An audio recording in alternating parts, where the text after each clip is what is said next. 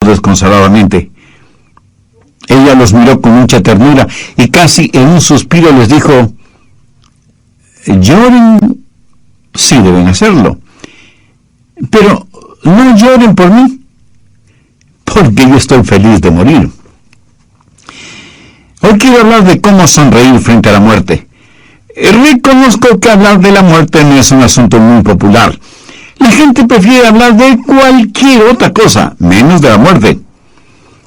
Por todos los medios posibles tratamos de eludir el tema. ¿Sabía que el hombre es la única criatura que sabe que va a morir y trata desesperadamente de olvidarlo?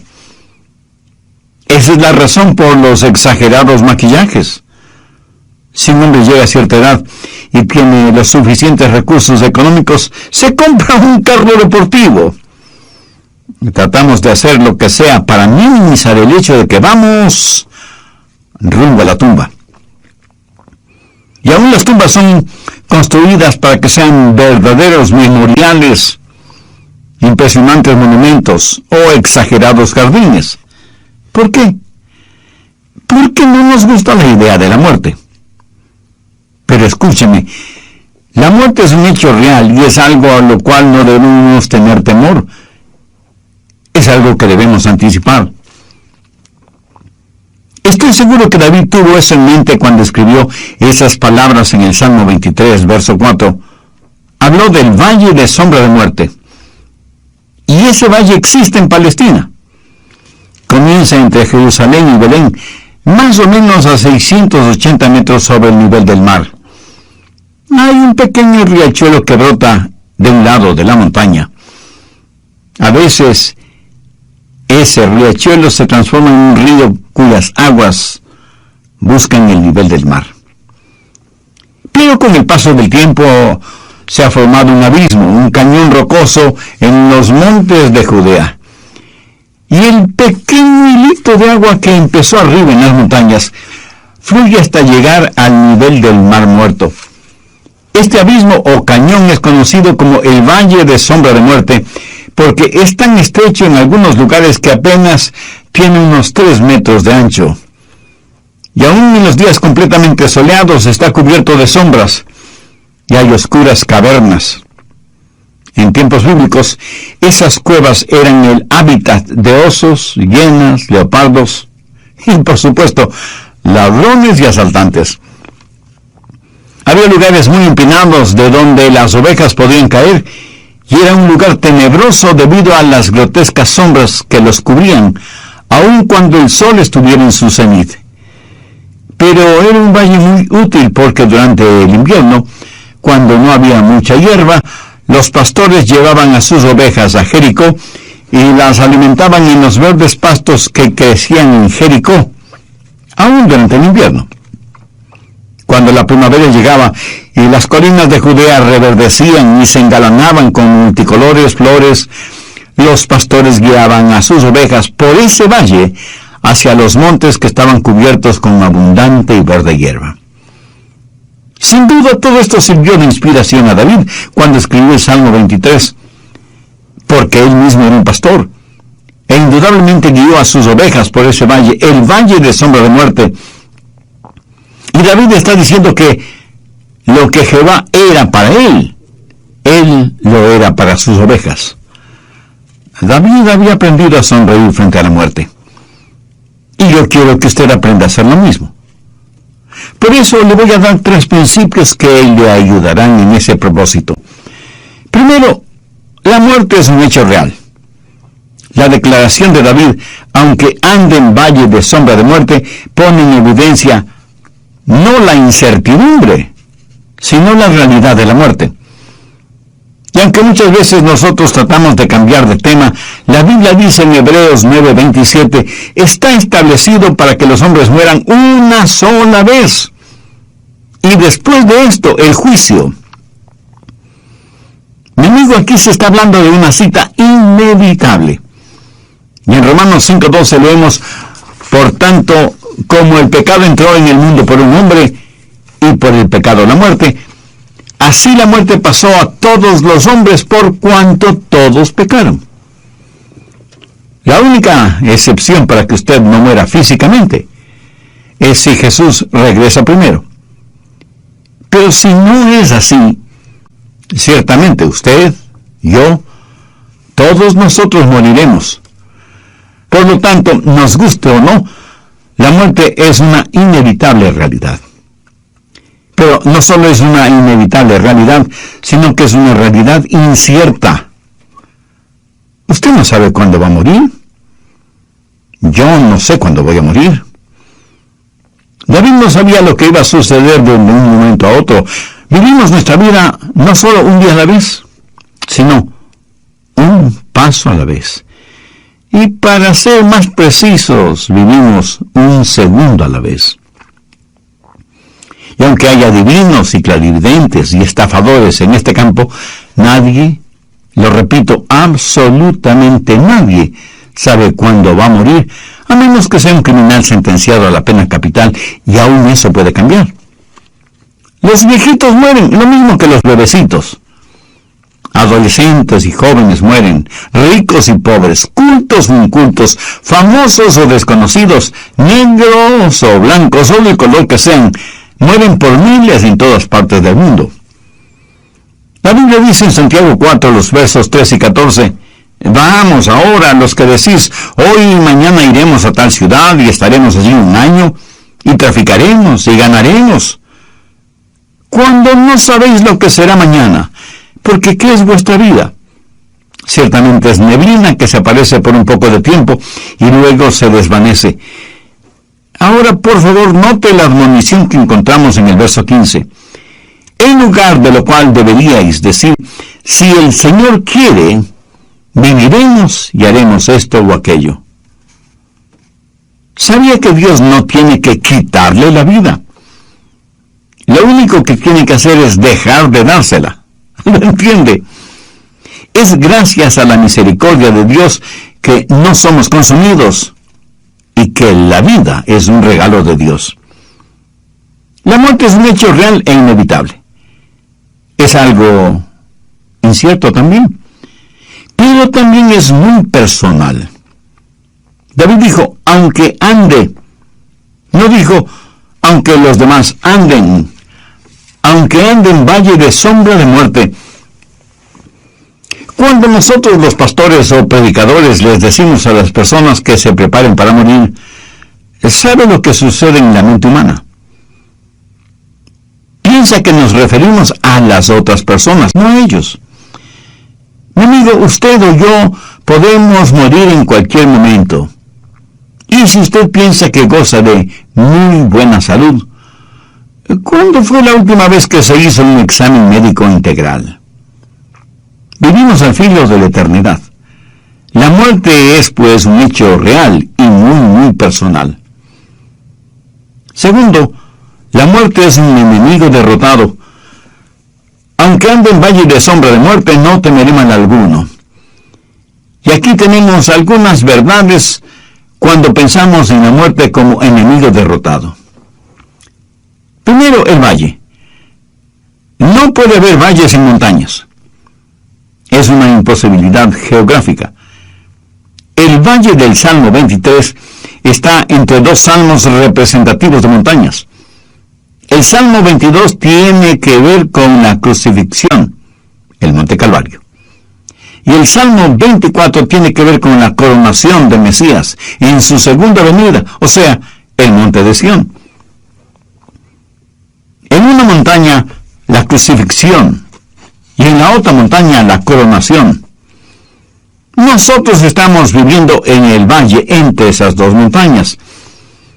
Recuerde que el Señor Jesucristo en el Nuevo Testamento está descrito 3 veces como el pastor. Como el buen pastor en Juan 10:11. El buen pastor que dio su vida por sus ovejas en el Monte Calvario. Luego en 1 de Pedro 5:4, Jesús es llamado el príncipe de los pastores, quien nos dará la corona incorruptible de gloria. El buen pastor que murió por nosotros, sus ovejas, el príncipe de los pastores que vendrá otra vez. Y en Hebreos 13, los versos 20 y 21, Jesús es llamado el gran pastor de las ovejas, que quiere decir el pastor que vive para mí. El Dios de paz que resucitó de entre los muertos al Señor Jesucristo, nuestro gran pastor, que conquistó el valle de sombra de muerte. El buen pastor que murió por nosotros, el príncipe de los pastores que vendrá por segunda vez, el gran pastor que vive por nosotros porque venció la muerte, es quien caminó por el valle de sombra de muerte, entre los montes de la crucifixión y de la coronación. Segundo, no puede haber sombras si no hay luz.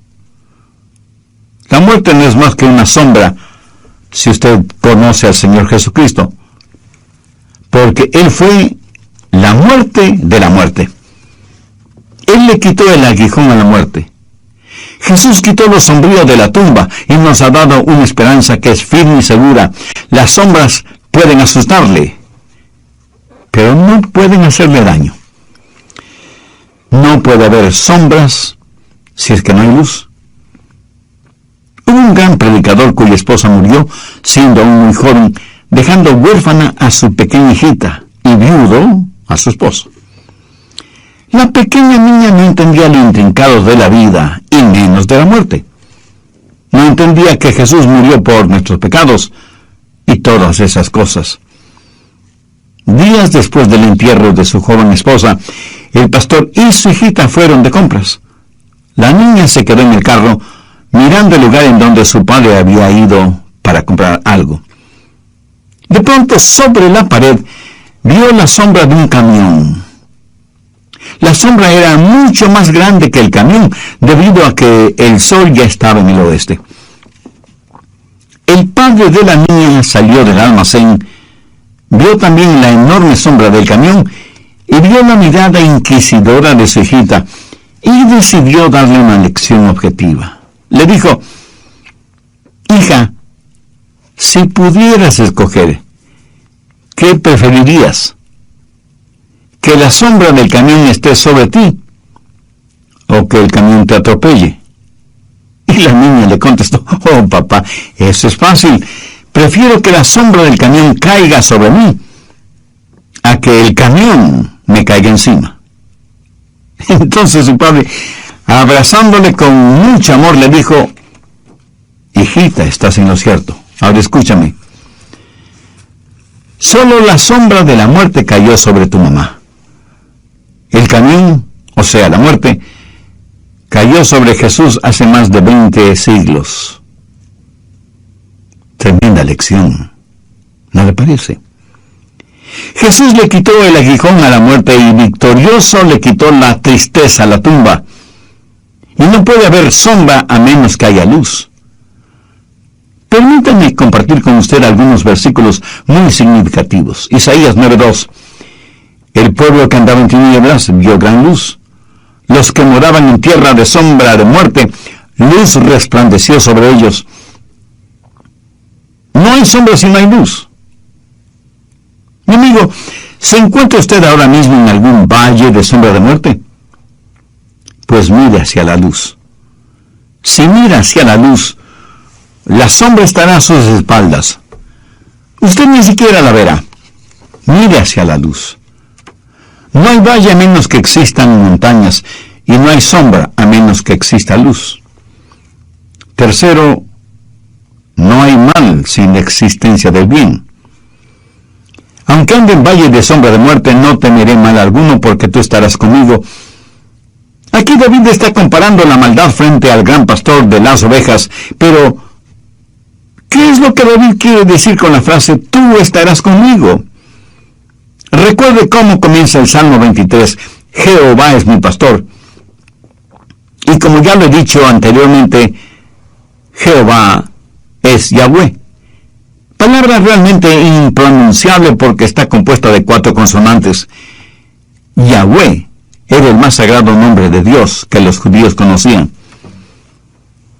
¿Cuán sagrado, cuán reverente es el nombre de Dios para usted? Es más, tiene una relación personal con Dios por medio del Señor Jesucristo. ¿Qué importancia tiene en su vida la Biblia como la inspirada palabra de Dios? Si usted muriera hoy, le sonreiría a la muerte. Si usted se siente desconcertado con esas preguntas, entonces es evidente que usted todavía no es salvo, y aunque esté vivo, espiritualmente está muerto en sus pecados. Por eso le invito a que ahora mismo haga la más trascendente decisión de su vida, porque de esta decisión depende su futuro eterno. Le invito a repetir conmigo la siguiente sencilla oración. Mi oración es para que le sirva de guía. Usted use sus propias palabras, pero dígalas con fe, con sinceridad, depositando toda su confianza en Dios, teniendo la absoluta certeza de que Él escuchará, porque, como bien lo dijera David, al corazón contrito y humillado, no despreciarás tú, oh Dios. Así que, ore conmigo de la siguiente manera.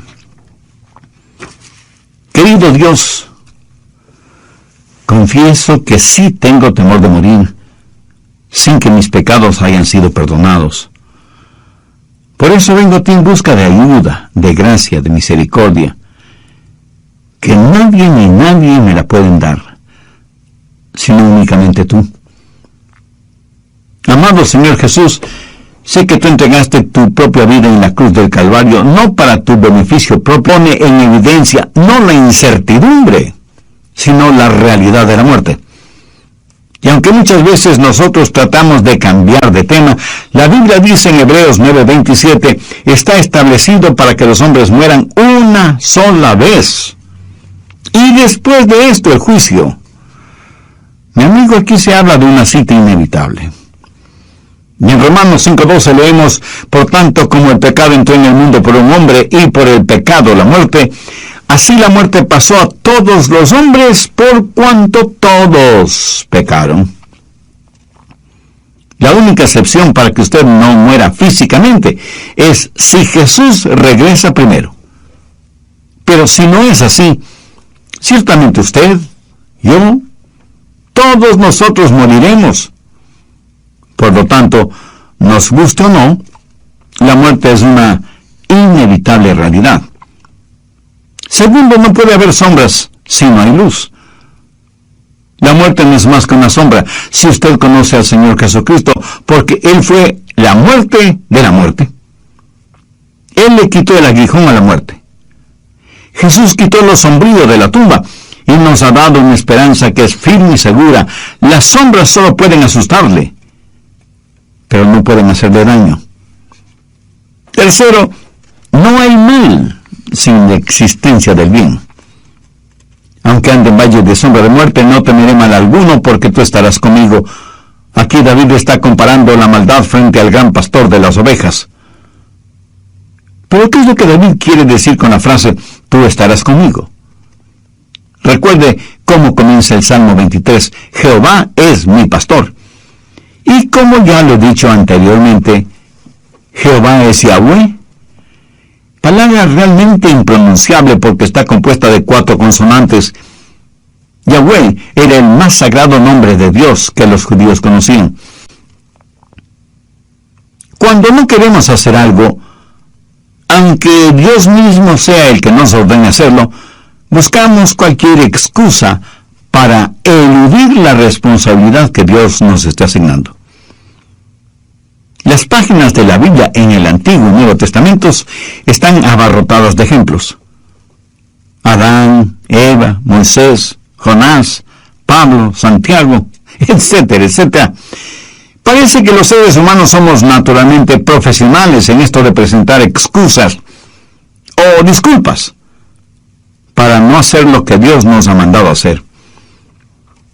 El capítulo 3 de Éxodo describe detalladamente la conversación entre Dios y Moisés, las órdenes de Dios y la cantidad de excusas por parte de Moisés para evadir la orden que Dios le había dado.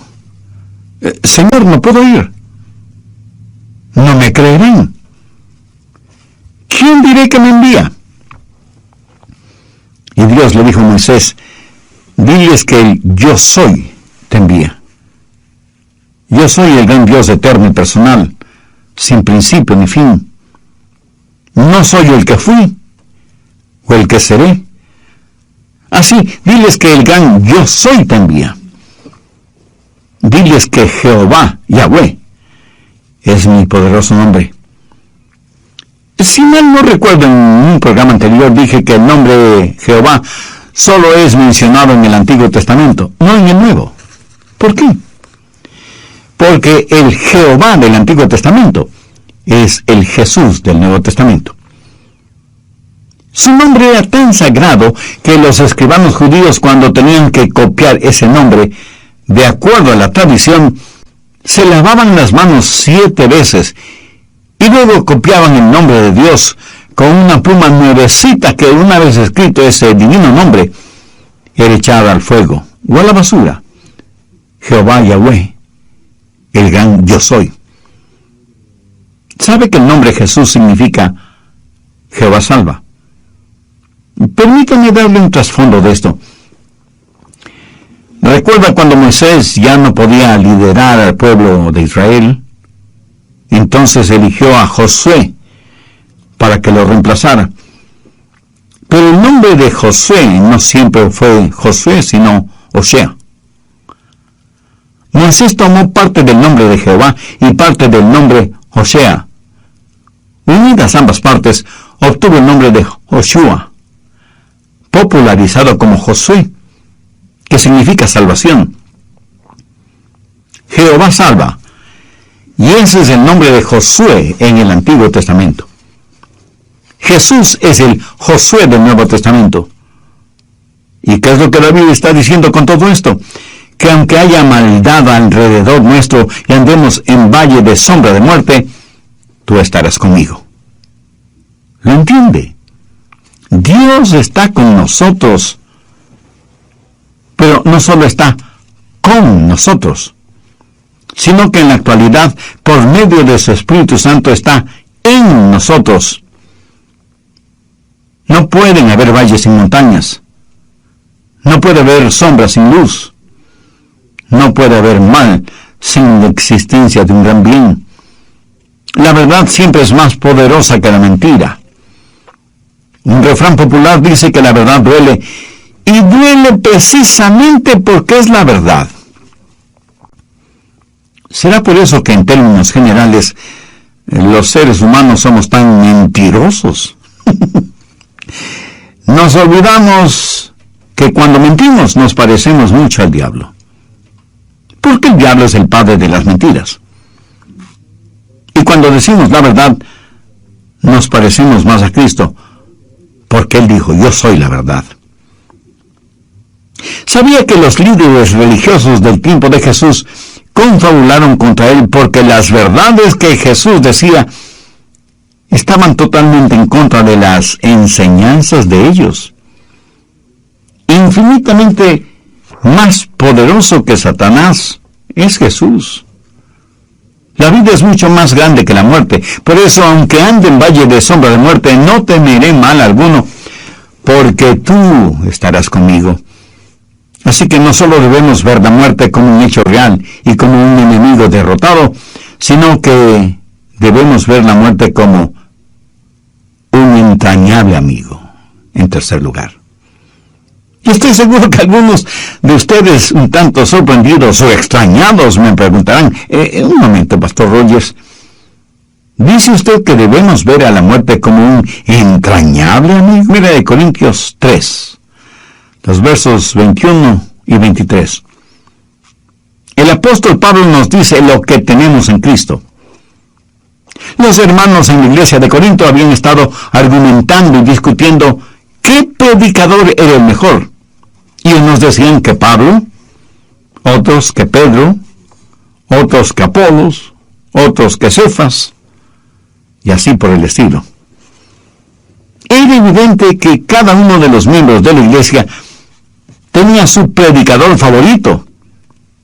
Y para corregir esa situación, Pablo les dice, ninguno se gloríe en los hombres, porque todo es vuestro. Sea Pablo, sea Apolo, sea Cefas, sea el mundo, sea la vida, sea la muerte, sea lo presente, sea lo porvenir, todo es vuestro, y vosotros de Cristo y Cristo de Dios. Note que entre las cosas hermosas que Pablo dice que nos pertenecen, está la muerte. La muerte es una de nuestras posesiones más preciosas. Pablo no piensa en la muerte como un enemigo, sino como un sirviente.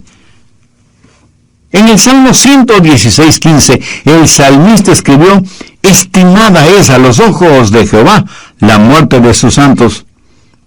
Y el apóstol Pablo en Filipenses 1:21 dice: porque para mí el vivir es Cristo y el morir es ganancia. Para Pablo el morir, aún desde el punto de vista físico, era ganancia. ¿Por qué? Porque nuestro cuerpo, si somos salvos, será hecho como el del Señor Jesucristo. Intelectualmente es una ganancia porque conoceremos como somos conocidos. Emocionalmente será una ganancia porque seremos capaces de alabar a Dios con todo nuestro ser. Socialmente será una ganancia porque estaremos con los santos de todas las edades y estaremos frente a frente a nuestro Salvador. Y espiritualmente será una ganancia porque ya no seremos afectados por la tentación y el pecado y habitaremos con el Señor para siempre, siendo uno con Él mismo, como nunca antes. ¿Qué es lo que hará posible la realidad de esta relación? La muerte. ¿Lo entiende? La muerte no es mi enemigo si me ayuda a llegar a un lugar como ese. ¿Cuánta razón tuvo Pablo al decir: para mí el vivir es Cristo y el morir es ganancia? David pensó de la muerte como una amiga.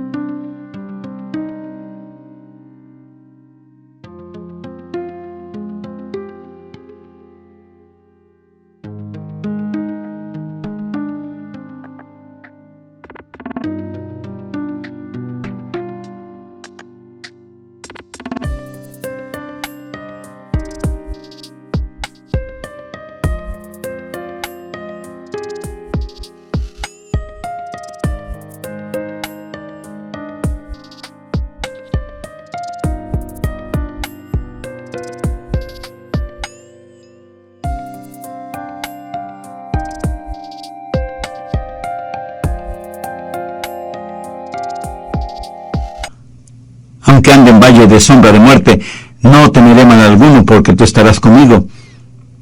Note que aquí David habla de la presencia del pastor. Tú estarás conmigo. Hasta este momento David ha estado hablando de Jehová. Jehová es mi pastor, nada me faltará. En lugares de delicados pastos me hará descansar, junto a aguas de reposo me pastoreará. Confortará mi alma, me guiará por sendas de justicia por amor de su nombre. Tu vara y tu cayado me infundirán aliento. Pero cuando él está en el valle, ya no habla de Dios, sino que ahora habla con Dios. Habla de la presencia de Dios, de estar frente a Dios, porque Dios está con él aún en el valle de sombra de muerte. La presencia del pastor. ¿Quién es ese pastor? Jehová. Últimamente Él es mi amigo íntimo. Pensemos en eso. Ya no tenemos que cruzar nuestro Jordán solos. Yo no estaré solo cuando muera, porque Jehová estará conmigo. Pero no solo tener la presencia del pastor, sino también su poder. Tu vara y tu cayado me infundirán aliento. No se olvide que el cayado le servía al pastor para proteger a las ovejas, para guiar a las ovejas, para levantar a las ovejas. Mi amigo, cuando usted vaya a morir, si es un creyente en el Señor Jesucristo, le prometo que Él estará con usted fortaleciéndole. Sentirá la real presencia de Dios, quien dirá: estimada es a los ojos de Jehová la muerte de sus santos. Su vara estará ahí para protegerle de todos los ataques del maligno, y con su cayado él lo atraerá junto a él para ambos cruzar el valle de sombra de muerte. Cuando sus pies toquen las heladas aguas del río de la muerte, usted cruzará ese río con alabanza. Pudiera ser que usted ahora mismo esté enfrentando algún problema o dificultad. Recuerde que problemas y dificultades en la vida del creyente solo duran un tiempo y tienen un propósito definido. Los problemas que Dios nos envía tienen un propósito formativo, perfeccionador, y debemos dar gracias a Dios por ellos. Las tentaciones o problemas con que el diablo nos asalta diariamente son maléficos y destructivos, pero también tienen un propósito definido: separarnos de Dios eternamente. David, como pastor que era, sabía muy bien que un pastor nunca abandona sus ovejas ni las guía por lugares peligrosos, y siempre busca los mejores pastos para ellas. Le preguntaron a un hombre, ¿cuál es su versículo favorito? Y el hombre contestó, aquel que dice que Dios me conforta y me guía. Este hombre, sin saberlo, estaba citando parte del contenido del Salmo 23. Hay una hermosa canción religiosa que dice, si Jehová es mi pastor, ¿de qué debo temer? Si estoy protegido por su tierna misericordia, ¿quién o qué puede hacerme daño? Tengo paz celestial, consuelo divino, mientras por fe Él vive en mí y yo vivo en Él. Y sé que no importa lo que me suceda, Jesús hace bien todas las cosas, porque el propósito del pastor es guiarnos con seguridad por entre el valle de sombra de muerte. La Biblia dice en Hebreos 2:15, y librar a todos los que por el temor de la muerte estaban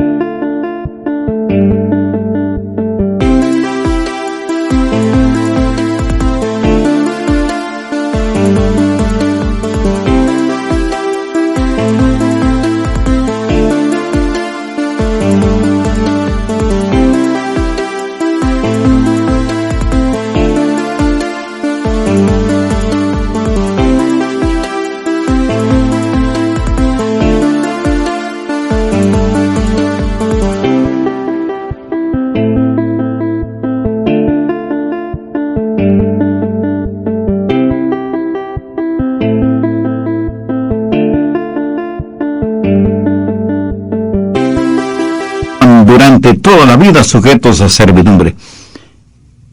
Ahora, escuche atentamente lo que voy a decir. Usted no está listo para vivir hasta que ya no tenga temor de la muerte. Y usted, honestamente preocupado, me dirá, pero pastor, yo aún tengo pecados y por supuesto que tengo temor a morir. Gracias por su sinceridad, mi amigo. Ahora, permítame decirle qué debe hacer con sus pecados. Ponga su fe en donde Dios puso sus pecados, o sea, en Jesús. Todos nosotros como ovejas nos hemos descarriado. Cada cual estamos yendo por nuestro propio camino. Dios el Padre ha puesto sobre su Hijo Jesucristo la iniquidad de todos nosotros. Sí. Usted debe tener temor de la muerte mientras siga viviendo en el libertinaje de sus pecados. Pero cuando sus pecados le hayan sido perdonados por el sacrificio de Jesús, la muerte dejará de ser su enemiga y se convertirá en su entrañable amiga. Le quiero ayudar para que sepa que la muerte no representa ningún terror para usted, para que tenga la capacidad de sonreír frente a la muerte, para que defina de una vez y para siempre este asunto de la muerte. Si usted no tiene la seguridad de su salvación, Le invito a orar conmigo una sencilla oración, pero lo importante es que usted ore con genuina fe, sinceramente,